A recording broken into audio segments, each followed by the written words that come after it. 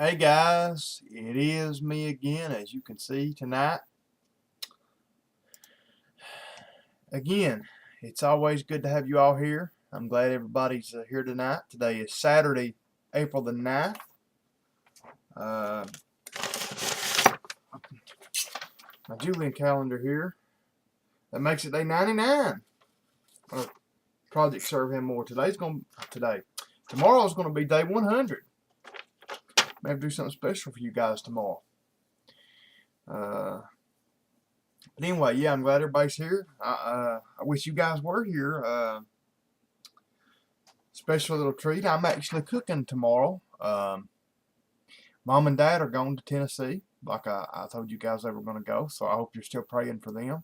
They left today right after work, so they got down there about 5 o'clock, I guess. Actually, they didn't get to leave till about 2 o'clock. Me and Dad didn't get out of the shop till 1. Had a guy come in at like 10 to 12 wanting a motorcycle tire put on, and us being the nice guys that we are, every employee we've ever had, they tend to, because we are so nice and so easy going about everything, they tend to kind of take advantage of you on time. Even though we're supposed to be open till 5 o'clock every day, most of the time by 10 till anyway, usually 15 till, they're already gone home. Shut the doors, shut everything down, let's go. And on Saturdays, which I was telling Dad that today, I said, during the week's not so bad, but we're getting into pretty weather, weather where people are going to be out a lot more. We're going to have to start making sure that somebody's there till 12. I mean, if you're paying a guy to be there to 12, I don't think it's too much to ask to actually stay till 12 before you go home. But anyway, getting back to my point, this guy came in and wanted a motorcycle tire change. So, and changing the motorcycle tire is a pretty big job. So I had to do it by myself. I mean, Dad kind of tried to help me a little bit, but it's just if you're not a mechanic, if you don't do it every day, you can't hardly really help somebody. So anyway, we didn't get out there at about 1 o'clock, and then by the time Dad got home and this and that, and they didn't get to leave till, I guess it was maybe 1:30. So anyway, by the time they stopped and did all that, they stopped and ate, and stopped and got gas, and all that, they were, like I said, after 5 o'clock getting down there. So just pray for them. Pray that they'll have a good time, which they went mainly to work to clean on our camper that we've got, and keep them safe. Let the Lord keep them safe on their way back. So I'm gonna try to make this as short as I can tonight, guys, because Saturday night I've still got to get my sermon together. I've not got it completely together yet, so got to finish up that. And but what I was going to say is I'm fixing beef stew for tomorrow. I've kind of got a little bit of a reputation, at least in the family, for making the best beef stew in the world. And I make it in the crock pot, and I've already got it put together, and I got it waiting in the refrigerator on me. And all I got to do is about 3 o'clock in the morning, I'll get up, take the pot out, set it down in the heating element part of the crock pot, turn it on low, and between 10 and 11 o'clock tomorrow, we'll have beef stew, So I like doing that on Sundays, that way when I get home from church, because I knew Mom and Dad wasn't going to be here, so, that's one reason I'm making it, so that, when I get home from church, my aunt won't have to cook, the one that's here taking care of my other aunt, she won't have to cook, it's already taken care of. I get home from church, it'll be done. So I bought us some Marie Callender's. I think it's a Marie Callender brand. Blackberry and raspberry pie that I'm going to bake, when I get home. So got a pretty good treat. But I'd like to really go over the recipe with you guys one day. It's nothing hard. I actually took the recipe that came with a crock pot and tinkered on it a little bit. It's stew meat, which it calls for like a pound or pound and a half. I use 3 pounds. I double it, a lot more meat. It's stew meat, potatoes, carrots, celery, onions, or half an onion, and a can of whole tomatoes, you know, whole canned stewed tomatoes. I cut them up. Um, Beef broth, salt, pepper, Worcester sauce, and or Worcestershire, ever how you say it, Worcester. I don't know. Everybody says it different, but pepper. I put a little white pepper in it. Uh, it's good. I mean, it really is. And the thing I do different, the recipe, it calls for bay leaves, and I don't use bay leaves. I don't like that bay leaf taste. Parsley flakes. I do use parsley flakes. But the big thing that the recipe calls for, it tells you to put tapioca in it and use it as a thickener. And I've never really liked that thick, this real thick brown gravy-ish beef stew. I've never liked that. So the first time I made this, I said I'm gonna follow this recipe pretty much, but I'm gonna leave the tapioca out because I'd rather have mine more like a soup. And that's what I do. And I mean, guys, I'm telling you, you can't sit still and eat it. Get you a bowl full of it, cover it up with pepper, and then get you a big piece of cornbread. Mom actually baked a pound of cornbread yesterday before she left, and there's about half of it or a quarter of it at least left, so that'll be able to be enough for us to eat with that tomorrow. But get you a big piece of cornbread and that beef stew, like I said, pepper it up good, man. They ain't no better eating. I mean, they ain't no better eating. So anyway, I wish you guys was here to enjoy that with me. I'm going to try to get you a vid made tomorrow, guys, of some sort. I mean, whether it's shooting, if the weather permits. Guys, today was horrible. Once we got home from work, we've had the awful storms. We've had tornado warnings. We've had hail. It blew our sign down at the shop. I mean, destroyed it. I mean, it just demolished it. So, had some pretty bad weather. So I'm hoping it's going to be better weather tomorrow. And I'm going to try to get you guys some kind of vid made. Did want to go over something real quick before I get into the reading. I know this vid's going to be longer than I want it to be, but so what?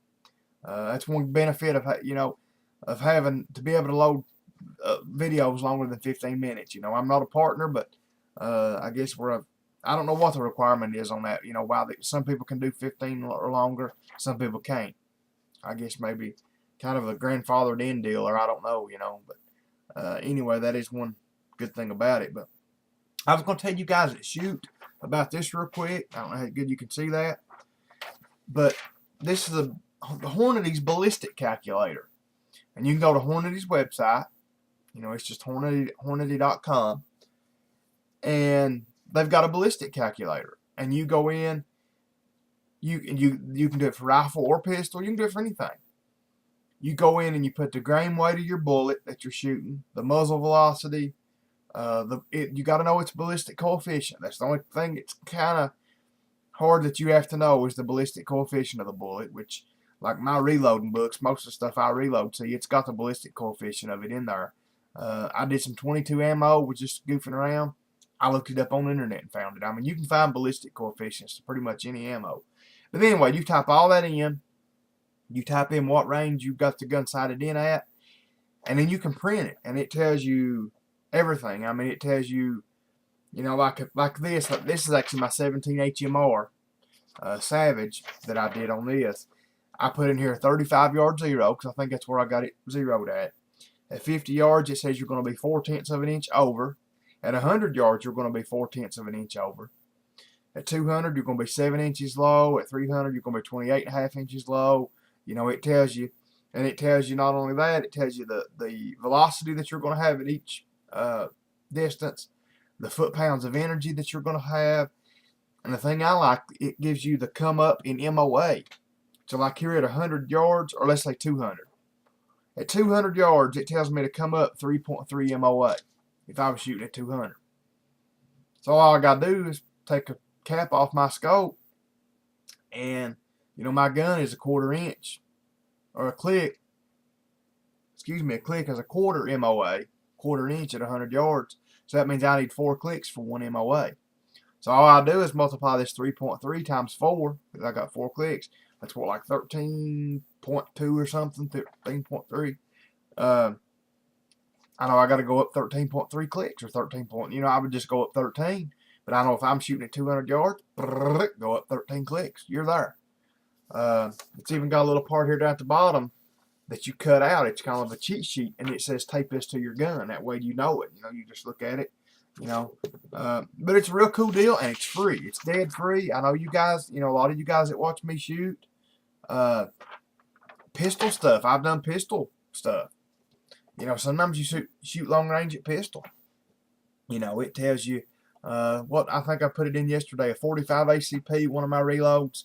45 drops quite a bit. At 100 yards, I think it was 16 inches low. So that means you have to, aim 16 inches high, for zero. But anyway, that's just something neat I wanted to show you guys.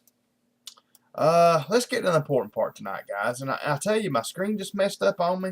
Okay, there, I think it's back, but I was hoping it was still doing right. Anyway, Luke chapter 7, verse 1, guys.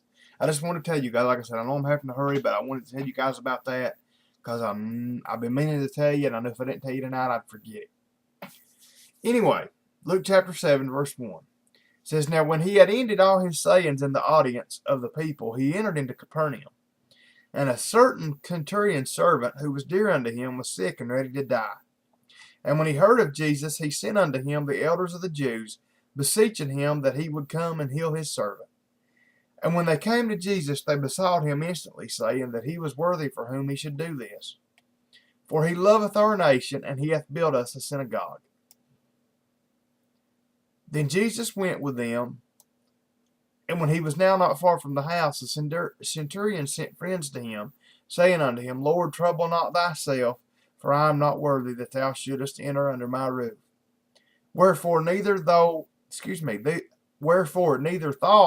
I myself worthy to come unto thee, but say in a word, and my servant shall be healed. I love that. That he did. He said, Jesus, you don't even have to come to my house. I'm not worthy for you to come to my house. All you have to do is say the word, and he's going to be healed. I know that. That's faith. That's faith like we don't have, guys. I mean, just be honest about it. For the most part, where's our faith went? I tell you, for I am also am a man set under authority, having under me soldiers, and say unto one, Go, and he goeth, and to another, Come, and he cometh, and to my servant, Do this, and he doeth it. When Jesus heard these things, he marveled at him, and turned about, and said unto the people that followed him, I say unto you, I have not found so great faith, no, not in Israel. Jesus is saying, even in Israel, this guy's not he's not a child. He's not an Israeli. He's not a Jew. And he's got more faith than any of you have, and you should be the ones having the faith. You're my people. And they that were sent, returning to the house, found the servants whole that had been sick. Anyway, guys, that's 10 verses, looks like. So we're going to stop tonight. Anyway, like I said, guys, I didn't want to make this video this long. I didn't think I was going to, but, I got to rambling.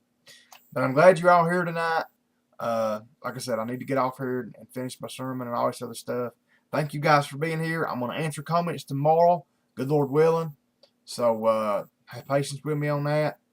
Like I said, keep praying for Mom and Dad that they'll be safe. Pray for me at church tomorrow. I always need that. And just pray for me in general, guys.